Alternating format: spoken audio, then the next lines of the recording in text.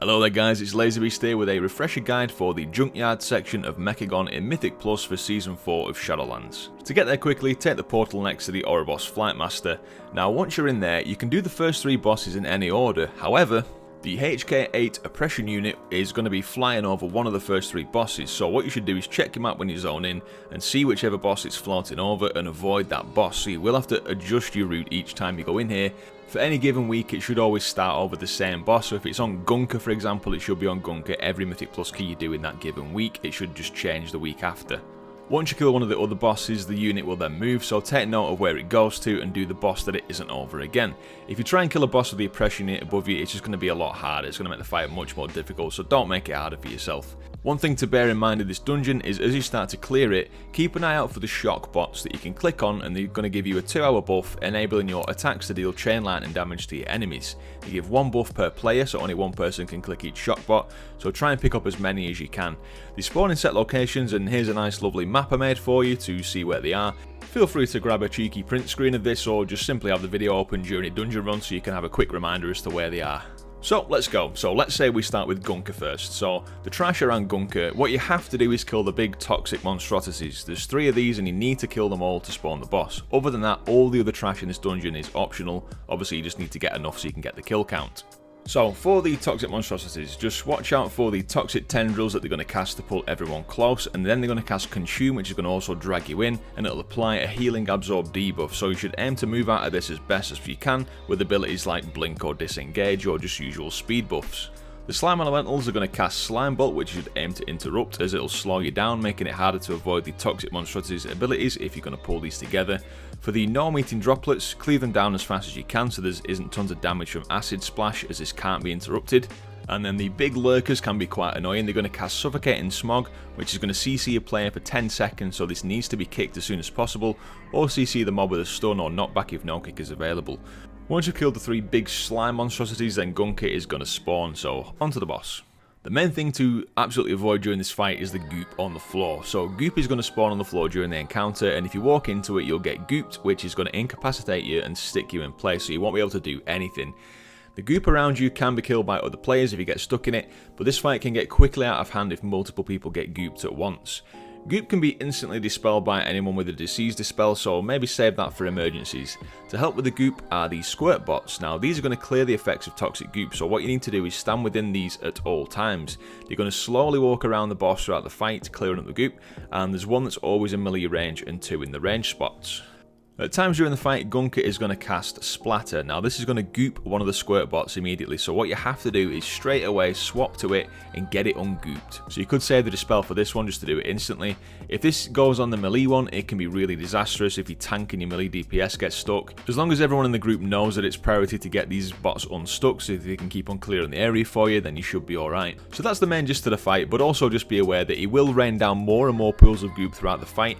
Only treat the areas inside the squirt bot sanitizing spray as the safe zones and do your best to always stay in there at all times. When the boss casts COALESCE, the pools on the floor are going to start to move in towards the boss, and it will also drag you in as well, so just make sure that you keep on moving to stay inside that sanitizing spray zone, or at least have a squirt bot between you and the boss so that the pools don't get dragged over you. Nuke this guy down and move on to the next boss. So for the trash around TRIXIE and NAENO, you want to be aware that the heavy scrap bots are going to cast Disassembling Protocol, which deals heavy damage to its target, so tanks watch out. They're also going to try and AoE your group down with GYRO-SCRAP, so they'll whirlwind and move around a little bit, so you just need to move out of the way. They'll also cast Exhaust when they've done GYRO-SCRAP, which acts like a rogue smoke bomb ability, so what you need to do is drag them out of that quickly. Because when they get to low health, they're also going to try and heal up by using Repair Protocol, so if you do this inside the smoke bomb thing, you're going to have issues, so just need to make sure to drag them out and kick this heal. The Piston Head Scrappers are going to cast an armor reducing debuff on their target, which should be landed on a tank, so just watch out for heavy tank damage, and maybe take these packs 1 by 1 to avoid too many stacks.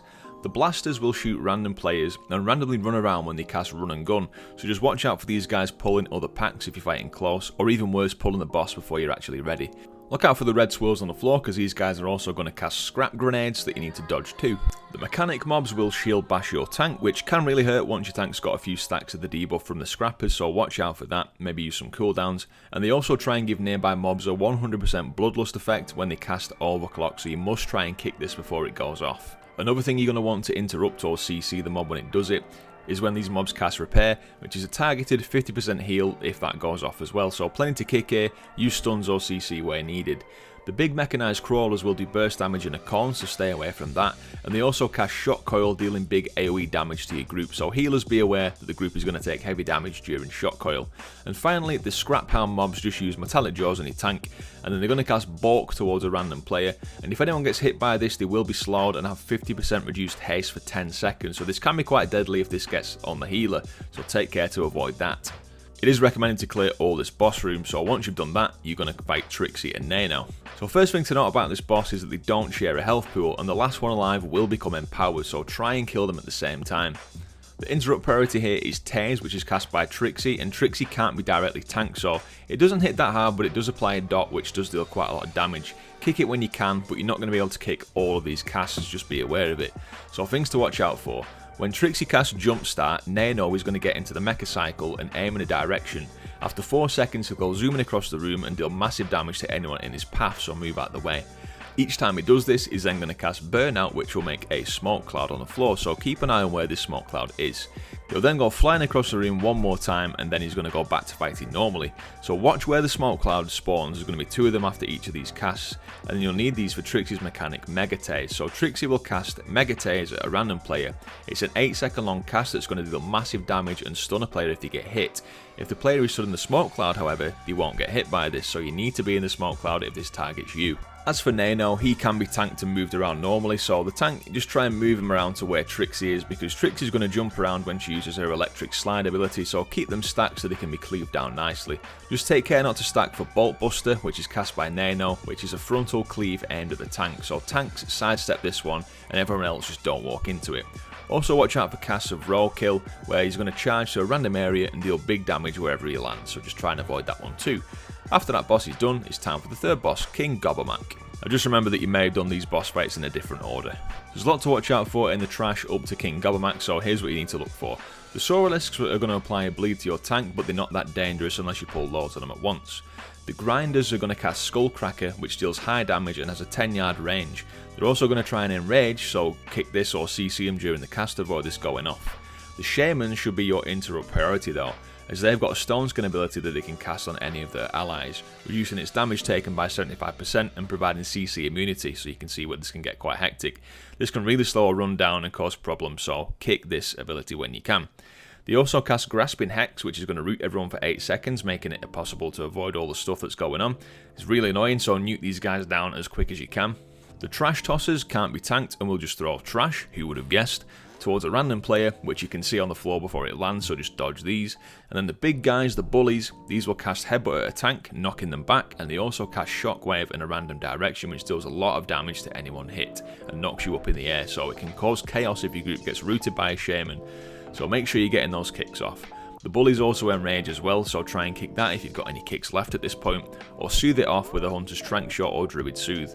The Grunters can also not be tanked, and these are just going to run around hitting random players, so just take your time on these pulls if you're unsure of your group's capabilities. Seen plenty of wipes on this bit in the past where people have just run in and pulled too much. When you get to the boss, he's actually fairly simple compared to his trash, so how to kill King Gobbermack. So there's loads of mini mobs going to spawn throughout the encounter, but you can mostly ignore these.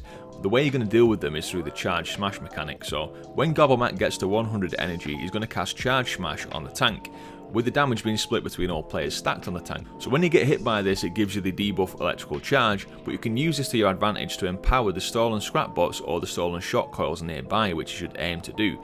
When these things are empowered, they're going to deal damage to the grunters that are spawning for 20 seconds, so this is how you clear these. The boss will also just cast Rumble, which makes cave-ins that you need to avoid, and does AoE damage, so use defensives here to help your healer or some personal heals if you can. So just keep them coils empowered where you can to deal with the adds and nuke the boss down. So once the first 3 bosses are dead, the 4th boss is going to land and you can make your way up to his area. So for the trash in front of him, just be careful when you're on the way up there to avoid any of the areas that look safe, because if these bits off the path, if you go in there are stealth prowlers that are going to patrol around, so they are quite deadly, and you will get jumped if you go running off in there thinking it's a safe spot around, so be careful. As for the packs, keep an eye on the Mechagon Cavalry, as these are going to charge to a target and then cast rapid fire in a cone in front of them and spin around slightly, dealing big damage, so make sure to move out of the way. The Nano Slicers cast a stacking bleed on your tank, so try not to take too many at once. Interrupt should be saved for the renormalizers. Now these guys are going to cast Enlarge and then cast Shrink and then just alternate these two abilities. Enlarge will increase their health and damage by 100%, and Shrink will make the player that gets hit by it deal 99% less damage and healing. Also, if you do get shrunk, if someone stands on you in your party, they can kind of squash you, dealing near fatal damage. So if you do get shrunk, just move out of the way to avoid being squished. The coil bearers that are right at the entrance to the boss room cast Charge Coil, which you can kick to avoid high channel damage to your party, and you can also cast an annoying shield at low health that you're probably just going to have to DPS through. And then you've made it to the final boss, so this is a 3-phase fight. Don't pop Bloodlust at the start, save that for the 3rd phase. So first of all you fight the Tank Buster, and the Oppression unit is going to be in the air doing its thing. The tank should save the cooldowns for the Wreck ability, which deals big damage to the tank, and it does stack up each time it hits. The Oppression unit will summon 3 ads called the Walkie-Shockies into the room. Now these can't be damaged, but they can be CC'd, slowed or whatever. So they focus on a random player and then walk towards them, leaving pools that deal damage and reduce movement speed if you go into them. These guys can't be damaged in the usual way, but they do have energy, and when they go to 0 energy they're going to blow up, so avoid them and their pools and try not to kite them through the middle of the room or into other players. Ideally root them in place at the start. If you walk into the blue ring around the room, you're just going to get teleported back in, so don't bother. And the last thing in this phase is that you need to avoid the cannon blast that the Oppression unit is going to cast. It puts a line through the room that you just need to move out of, so if you keep an eye on where the Oppression unit is, it's circling around the room, you can usually see where this is going to go, so it's going to make it easier to dodge. When you kill the Tank Buster, the next phase will start. So there's 2 overcharge stations on either side of the boss room. Now when the Tank Buster dies, one of these will become active, either north or south, so look for which one it is and start making your way towards it up the ramps. You'll need to dodge a series of traps, and just take your time mate, as it's better to get there gradually rather than keeping getting ported back and getting damaged and stunned, so try to move as a group ideally so you don't outrange your healer. The Oppression unit will also be channeling an ability into the middle of the room where you just kill the Tank Buster, which is going to gradually expand and deal damage, forcing you to go up the ramp, so you need to be quick on this one. When you make it to the top of the ramp, click on the overcharge station in the middle, and this is going to start hacking it, which drains energy from the station. The more players hacking it, the quicker this energy will go down, and you still need to watch out for the traps while you channel this and the malfunction spikes that the boss is going to drop out. Once you channel enough and the overcharge station hits 0 energy, the Oppression unit is going to drop to the ground and go haywire, making it take 200% increased damage for 30 seconds, so save all your cooldowns for this, pop Bloodlust in this phase and go absolutely nuts on the boss, doing as much damage as you can and try and kill it in this phase. If it doesn't die, the phases are just going to start all over again. The boss will keep the health that it got to, but you don't want to get this to like 2% and have to go through the first 2 phases again just to kill 2%. So good luck and just make sure you smash it. So there we go guys, that is a refresher for the Mechagon Junkyard dungeon. The seasonal affix won't really make much difference here, but what you may want to do, if possible, is depending on where the Oppression unit is at the start of your run, save any bosses or trash that you find difficult to later on in the run when you've got a few more stacks of the buff. And having more stacks of the buff for the last boss is going to be quite nice to help you during the nuking phase, to hopefully get him killed on the first haywire. So good luck guys with this one. Thank you very much for watching. Links for the other guides for Season 4 Mythic Plus Dungeons are in the description. And if you've liked this video, please do give it a like to help the channel out, and consider subscribing for more guides like this for World of Warcraft. Thanks so much for watching guys, I've been LaserBeast and I'll catch you next time. Cheers.